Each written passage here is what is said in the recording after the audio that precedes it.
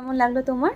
ভীষণ ভালো লেগেছে। প্রত্যেকটা প্রথম হচ্ছে যে স্টাফদের ব্যবহার একদম মনেই হয়নি যে মানে প্রথমবার এলাম, ঠিক আছে। হুম। প্রথমবার এসে মনে হচ্ছে একদম প্রচুর চেনা, খুব চেনা একদম।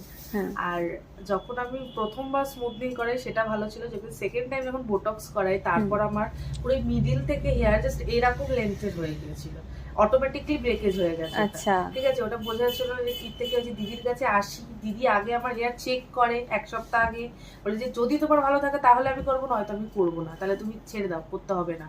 কিন্তু চেক করে বলে যে ঠিক আছে, তারপর আমি দিদির কাছে কেরা স্মুথনিং এন্ড ট্রিটমেন্টটা করি। ভীষণ ভালো রিভিউ পেয়েছি আমি, আমার খুব ভালো লেগেছে, সার্ভিস ভালো লেগেছে তো? ভীষণ ভালো লেগেছে। হ্যাপি তো তুমি? খুব থ্যাংক ইউ।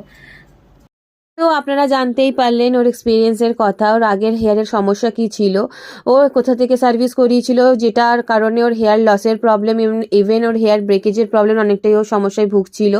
তো আমার কাছে কারো রেফারেন্সে আসে, ইভেন ওর হেয়ারটা চেক করে আগে আমি টাইম নিই, চেক করে ওকে সার্ভিস বলি, কোন সার্ভিসটা করলে ওর হেয়ারে ভালো যাবে সেই সার্ভিসটা আমরা বলি, ইভেন ও সেটাই রাজি হয়। তো বোটো স্মুথ সার্ভিসটা আমরা করে থাকি ওর হেয়ারের কন্ডিশন দেখে, যেটার রেজাল্ট আপনারা এখন আগের আর পরেরটা বুঝতেই পারছেন কতটা হেলদি ইভেন শাইনি লাগছে।